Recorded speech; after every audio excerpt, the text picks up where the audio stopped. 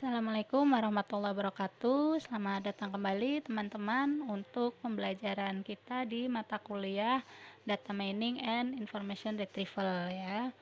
Pada minggu ini kita akan membahas tentang pengujian algoritma C45 ya, menggunakan salah satu aplikasi yang cukup banyak juga digunakan dalam penelitian, yaitu RapidMiner. Teman-teman juga bisa mencari beberapa referensi aplikasi-aplikasi apa saja yang biasanya digunakan untuk pengujian sebuah algoritma pengambilan keputusan ya, misalnya ada WK dan lain sebagainya ya. Nah, dalam pengujian kali ini kita menggunakan yang RapidMiner versi 90 ya, yang mana pada RapidMiner ini nantinya kita akan memilih menggunakan yang algoritma C45 ya. Nah, ini adalah tampilan RapidMiner-nya, ada bagian menu utama dan nanti ini lembar kerja kita sebagian besar akan ada di sini, dan ini ada beberapa window yang lainnya juga ya. Nah, seperti ini. Nanti kita bisa import data dan seterusnya ya. Nah, untuk melakukan pengujian, yang pertama kita adalah akan membuat project kita ya, menggunakan new process, kemudian kita pilih blank ya dari menu file, kemudian kita akan mengimport ya. Dalam hal ini data yang kita gunakan adalah Excel, jadi teman-teman bisa file kemudian import data, nanti tampil kurang lebih seperti ini ya, tampil di mana datanya kita cari ya, di misalnya di local disk kita, kemudian kita pilih untuk data yang Excel. Data yang bisa diolah ini ada beberapa jenis ya, bisa Excel atau kalau biasanya hasil unduhan itu dalam bentuk format CSV ya. Nah, kemudian ini ketika akan mencari ya lokasinya ada di mana, kemudian setelah dicari misalnya di sini Excelnya ya, ini menggunakan contoh yang waktu itu algoritma C45 ya.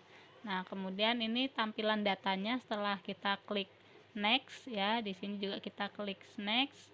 Kemudian ini dilihat untuk kolom-kolom dan isian dataset kita ya. Kemudian kita akan menyimpan di mana data ini ya, misalnya kita menyimpannya tetap di bagian repository lokal kita ya. Kemudian teman-teman bisa klik finish. Nah, berarti udah selesai untuk proses pengimportan data. Yang kedua adalah mengambil datanya ya. Data mana? Setelah misal kita mengimpor beberapa data, kemudian kita pilih salah satu ya. Di sini data yang kita gunakan sudah masuk ya, teman-teman bisa klik di bagian repository ya, kemudian pilih misalnya namanya tadi adalah untuk DM contoh data yang Playgolf ya. Nah, setelah itu kita klik data ini, tarik ke area proses ya. Dari ini adanya pada tab desain ya teman-teman, kalau pertama kita mulai, nanti kalau sudah selesai dan dijalankan adanya di bagian tab result ya. Nah, ini masih di tab desain, kita klik untuk datanya, kemudian kita drag ke area proses. Selanjutnya kita menambahkan operator ya. Operator itu adanya di bagian bawah ini teman-teman. Yang pertama adalah kita set rule ya. Set rule kita untuk datanya,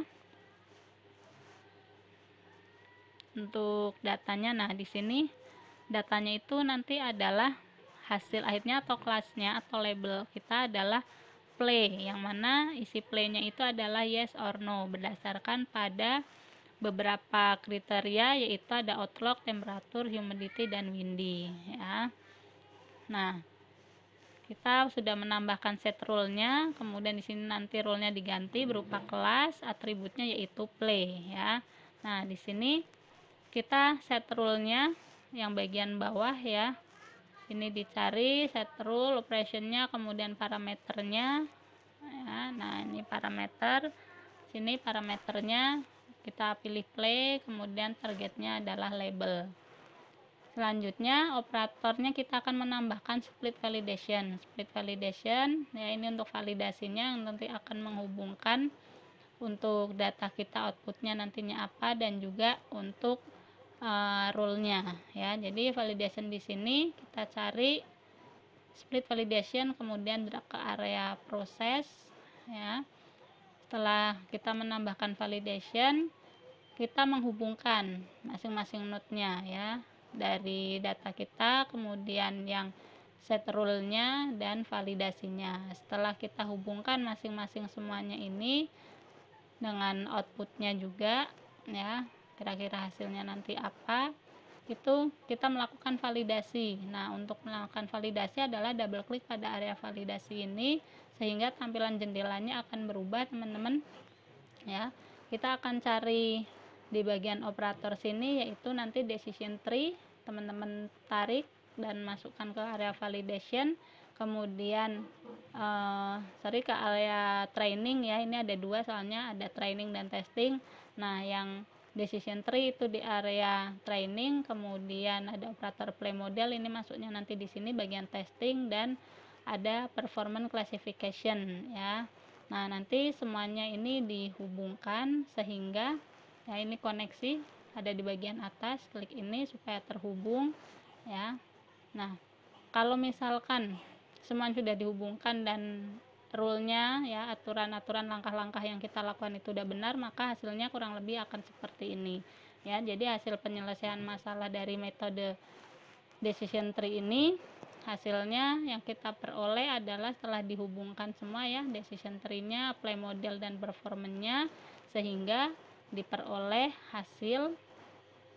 Ada beberapa hasil yang akan tampil di sini, ya bisa dalam bentuk decision tree, ada dalam bentuk performance vector, ya. Ini ada beberapa tab, teman-teman, yang bisa diklik masing-masing. Ada kalau untuk melihat datanya, ya, kemudian ada untuk melihat desainnya kembali, ya, dan ini adalah hasilnya, ya, bahwa jika humidity kemudian normal maka play-nya yes, ya. Jika humidity kemudian high untuk outlook-nya, maka akan ada pilihan lagi, ya, yaitu jika untuk cloudy itu tetap bermain atau yes, jika untuk sunny itu no, sedangkan rainy masih yes sama no. Nah, dari hasil ini dalam bentuk tree view ataupun yang deskripsi sebagai aturan knowledge baru, ya, itu biasanya dalam bentuk deskripsi.